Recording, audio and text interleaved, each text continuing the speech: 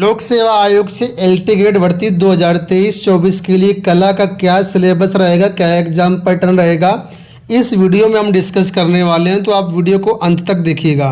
देखिए, कला एक ऐसा विषय है जिसमें काफ़ी कंपटीशन होता है वैसे भर्तियों में, लेकिन यहाँ पर लोक सेवा आयोग की भर्तियों में देखा जाए तो कला विषय में इतना कंपटीशन नहीं होता है, क्योंकि टीजीटी पीजीटी जो भर्ती होती रही वहाँ पर प्राविधिक शिक्षा मान्य होता है और प्लस ग्रेजुएशन होता है। ठीक है, बीएड की रिक्वायरमेंट नहीं होती है टीजीटी पीजीटी में। लेकिन अगर हम लोग एलटी ग्रेड की बात करते हैं तो एलटी ग्रेड में क्या है कि यहाँ पर आपके पास बीएड होना चाहिए और दूसरा ग्रेजुएशन भी कला से ही होना चाहिए। प्राविधिक कला वाले यहाँ पर आवेदन नहीं कर सकते हैं। तो इतना ज़्यादा कंपटीशन, हालांकि कला में नहीं होता है, फिर भी आवेदन तो होता ही है। तो यहाँ पर कला को आप अच्छे से समझ लीजिए तो आपका सिलेक्शन निश्चित रूप से हो जाएगा। लोग यही सोचते हैं कि आखिर कला में क्या पढ़ने की ज़रूरत है, लेकिन कला में एक्चुअली में देखा जाए तो पूरी इतिहास होती है। तो इसको आपको समझना ज़रूरी है। जो लोग नहीं जानते उनको बता दूं कि कला का जो आपका एग्ज़ाम पैटर्न रहेगा वो किस तरीके से रहेगा, पहले उसको आप समझ लो। तो यहाँ पर देखो, आपको एग्ज़ाम पैटर्न मिल जाएगा।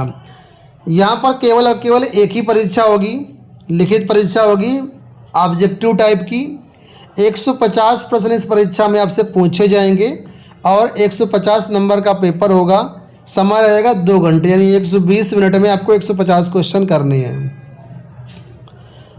एक प्रश्न यहाँ पर 1 नंबर का रहता है। ठीक है, तो ये जो पेपर आपका होगा लिखित परीक्षा का, ये कुल मिलाकर के 2 पार्ट में डिवाइड होगा।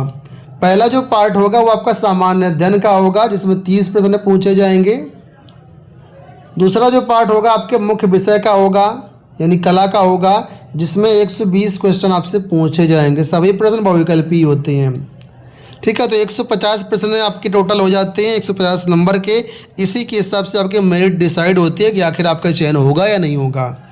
ठीक है, तो अभी मैं आपको पहले बता रहा हूँ इस कला का सिलेबस, इसके बाद आपको बताऊँगा सिलेबस सामान्य अध्ययन का। तो आप वीडियो को अंत तक देखिएगा। सबसे पहले यहाँ पर देखिए कला में क्या क्या पढ़ना। तो कुल मिलाकर कला में 5 खंड होते हैं। पहला जो खंड यहाँ पर है वो है आपका चित्रकला के तत्व, मध्यम, तकनीक एवं संयोजन का सिद्धांत, ये पढ़ना है। इसके अंतर्गत चित्रकला के प्राचीन, पारंपरिक, आधुनिक माध्यम एवं विधियाँ, ये पढ़ना है। ठीक है, अगर आप बेस्ट बुक्स कला के लिए जानना चाहते हैं तो इस पर हमने ऑलरेडी वीडियोस बनाए हुए हैं, जो कि टीजीटी वीजीटी में बुक्स यूजफुल होती हैं। वही बुक्स आप यहाँ पर भी ले सकते हैं। हाँ ना, जीएस वगैरह की आपको अलग से लेना पड़ेगा।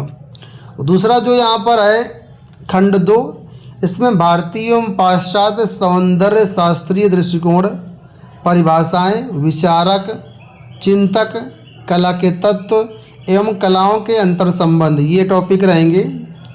अब इसमें देखिए भारतीय चित्र संघ, ये भी आपको पढ़ना है। खंड 3 की बात करते हैं तो खंड 3 में यहाँ पर रहता है आपका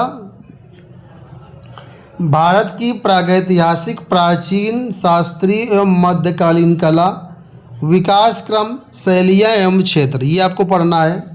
इसके बाद यहाँ पर है भारतीय आधुनिक एवं समकालीन कला। इसमें बहुत कुछ आ जाएगा, जैसे कि इसका विकास क्या है, क्रम क्या है, महत्वपूर्ण कला संगठन कौन कौन से, चित्रकार कौन कौन से हैं, छापाकार कौन कौन से हैं, विचारक अवधारणाएं क्या हैं। इसके बाद है खंड 4, यूरोप की प्रागैतिहासिक, प्राचीन, शास्त्रीय, मध्यकालीन कला, विकास क्रम, शैलियाँ एवं क्षेत्र, ये पढ़ना है। इसके बाद अगला है यूरोप की आधुनिक कला। तो इसमें कला संगठन, चित्रकार, मूर्तिकार, छापाकार, विचारक, अवधारणाएं पढ़ना है, यूरोप की आधुनिक कला से संबंधित है। तो इसमें देखो हर युग की कला आपकी होती है, चाहे वो यहाँ पर जो है पाश्चात्य कला की बात करें या भारतीय कला की बात करें, या जो पहले कला कौन सी चलती थी मध्यकालीन में, आधुनिक काल में, प्राचीन काल में, मतलब हर चीज़ जहाँ भी आपको कला मिले सब कुछ पढ़ना है। इसके बाद यहाँ पर देखेंगे तो खंड 5 में जो है वो है भारत के समसामयिक कला परिदृश्य, कलाकार, गतिविधियाँ, आधुनिक प्रयोग। इसके बाद है कला बाजार, कला समालोचना, कला वैचारिकी। तो देखने में तो बस इतना ही सिलेबस कला का है, आपके सामने, चाहे तो स्क्रीनशॉट ले सकते हैं या पीडीएफ डाउनलोड करना चाहें तो आप लोग governmentjobcenter.com से भी डाउनलोड कर सकते हैं। लेकिन एक्चुअल में यहाँ पर बहुत शॉर्ट करके दिया गया है, ज़्यादा टॉपिक यहाँ पर अच्छे से एक्सप्लेन नहीं किए गए हैं। जब आप तैयारी करेंगे तो आपको लगेगा क्या क्या यहाँ पर पढ़ना पड़ रहा है। ठीक है, तो टीजीटी के लिए जो बुक्स बताई हमने उनको आप ले सकते हैं, एक दो बुक एक्स्ट्रा है तो वो भी आप चाहें तो ले सकते हैं। अब यहाँ पर सामान्य अध्ययन का आप सिलेबस देख लीजिए। जो लोग पहली बार तैयारी कर रहे हैं तो उनको सामान्य अध्ययन का सिलेबस भी पता होना चाहिए। तो सामान्य अध्ययन में देखिए, भारत का इतिहास, भारतीय राष्ट्रीय आंदोलन, ये टॉपिक होता है, इसको आपको पढ़ना है।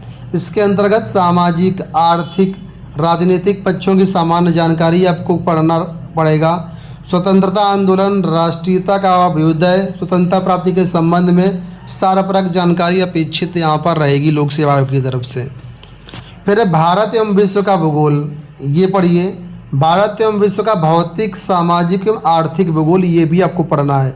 ठीक है, तो भारत के भूगोल के अंतर्गत देश के भौतिक, सामाजिक, आर्थिक भूगोल से संबंधित प्रश्न पूछे जाएंगे।